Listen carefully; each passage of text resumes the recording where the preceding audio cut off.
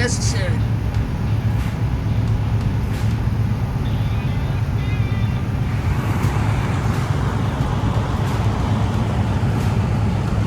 What's the game plan?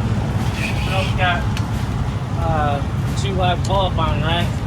So like do 1 lap, clean your tires, just because after that it's gonna be kind of the normal, and then let's see if we can do a 2-lap qualifying and see what that's like. If it's too loose, tires are bad, don't just pull off. If it feels like it's okay and doing okay, then keep going. Just get a little feel for it. Let's see what we can do.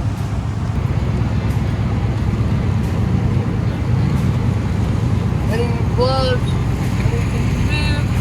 putting food, I need the helmet, I need new gloves, I need new shoes, And you need a job. and I need the lid bottle, Good paying job. Really good paying job. Or a nice sponsor that's willing to give you like $50,000. That would be good. Oh my God. Get old for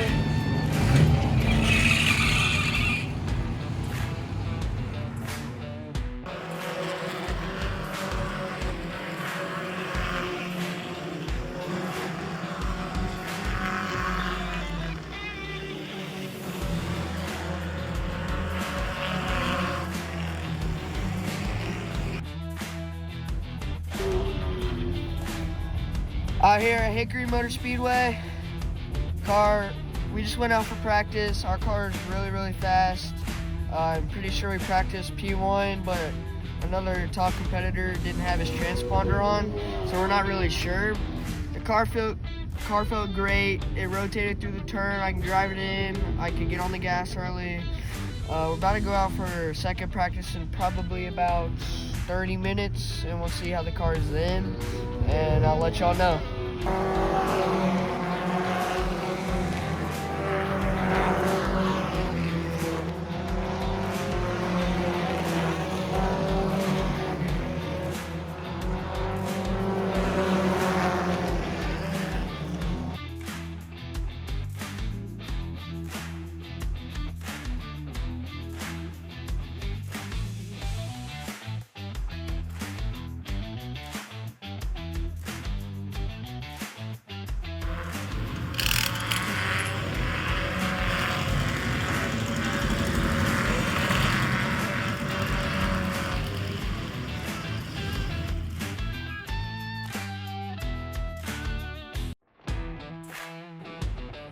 As we get ready to go Allison Legacy Series racing here to get things kicked off.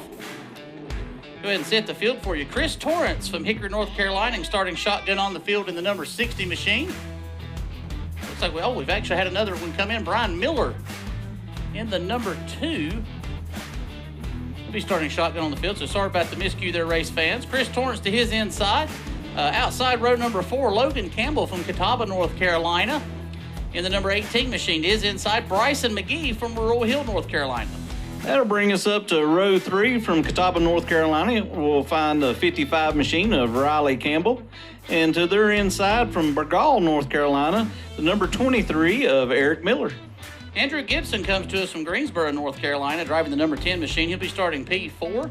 He is inside Bobby Mayers from Salisbury, North Carolina, driving the 01 machine. Up on the front row, we find starting P2, the number 44 of Kyle Seiler, all the way from Trinity, North Carolina.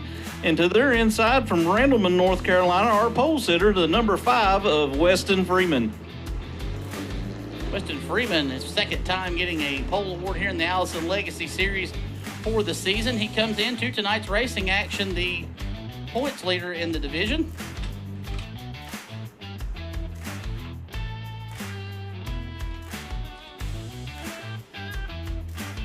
Six points ahead of Brian Miller coming into tonight's racing action. Bobby Mayers just a handful of points behind him, so still a close points battle here, about 2/3 of the way through the season. Matt, I see one of these guys has got a pretty sensational fan club out here. Right outside the announcer's booth. Definitely got some young fans here cheering on their favorite Allison Legacy driver. Got a sign there. Bryson, number 83. Yep, Bryson McGee. Okay, we've seen who you girls are cheering for. That's what I'm talking about, bringing your own fan club here. That's no better way, right? Hey, that's a good way to do it. That way you know you got somebody in the crowd pulling for you. And you know what, Matt? That's one of the things that's great about short track racing just in general is, you get that good following, man. It'll carry you all the way up through the big time.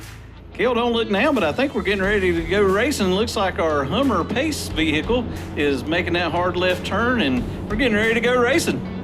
Again, Weston Freeman leading them. Kyle Soller on the outside. Green flag waves here. We're going 30 laps. Good start for Freeman as they work through 1 and 2. He's going to clear the number 44 machine as it tries to fight back on the outside. Kyle Soller looking for a little room, none to be found as they come through 3 and 4. 3 and 4 now. Weston Freeman's still barely out in front by about a quarter panel or so. As look at Sollers, he battles back on the inside, trying to get a run off of turn 2. He's got to run. Let's see if he can poke a nose underneath. Not quite able to do it. Oh, there he comes in the middle in 3 and 4. Looks like Soller might have room to make the move. Kyle Soller just ran the fastest lap so far as Freeman fading just a little bit here in the early goings of the race. The 0-1 machine, Bobby Mayers, looks to try to capitalize on his misfortune. Yeah, Freeman's going to have to get it headed in the right direction sooner rather than later if he's going to hold on to that points lead here tonight at Hickory. 44 of Kyle Soller has set sail. Looks like about 6 or 8 Allison Legacy lengths he's put on the number 5 machine of Freeman so far.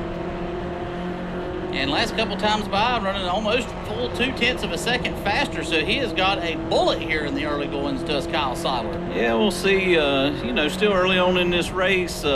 Maybe Freeman set up for the long run. Looks like that gap's kind of holding steady right now. He's put a little bit of room between him and Bobby Mayers now. Front 3 kind of spread out just, 6-8 car lengths as they work their way back through 3 and 4. Through 3 and 4. Lap traffic going to become somewhat of an issue. The 55 machine a little bit off pace. That's Riley Campbell that they're putting a lap down here on lap number 6. As looks like not going to be a problem for Kyle Soller. Weston Freeman has already made it by, and here comes Bobby Mayers as he tries to track him down. Weston Freeman, look at him, man. He looks like he may be gobbling up some of that real estate. Yeah, might have had to get a little heat in the tires, Kel. Air pressure come up on that thing, and it's looks like he's trying to work his way back to the front. See if Soller can hold him off, or maybe he's backed out of it a little bit to save his tires. As they roll back and rotate through turns 3 and 4 one more time. Kyle Soller still now at about a 3-car length lead, going down into the western end of the speedway, down into turns 1 and 2. Up off of turn 2 now, 4 car lengths the distance. A little further back here in the pack, the cheering section for Bryson McGee is going crazy as he's about to make a move here on the number 10 of Andrew Gibson as they work through 3 and 4.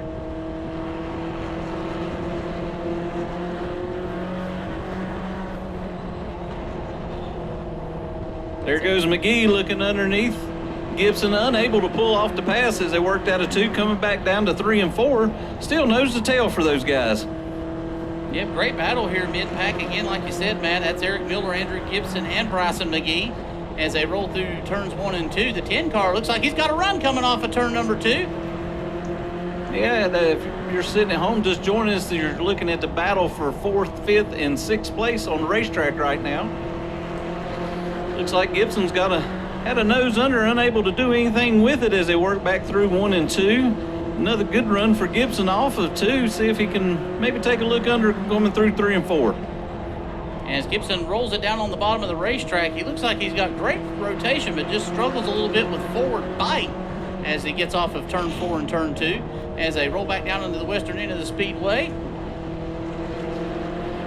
44 back up front, having to work around a little bit of lap traffic again, is give Weston Freeman a chance to close back in towards that lead. 10 machine, he's trying to run him down the front straightaway, Matt. Looks like he had struggled getting up off of turn 4 there as you watch this battle for 4th, 5th, and 6th here. Rotating through turns 3 and 4 once again. 10 car Looks like he is coming out like a bullet, but just not able to get that off the corner speed that he needs to run down Eric Miller.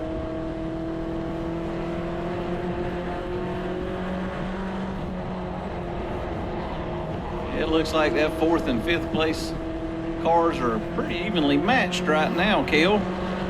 10 unable to really close that gap as they work through the corners here. Maybe a little better in one spot on the racetrack, but not as good in some others.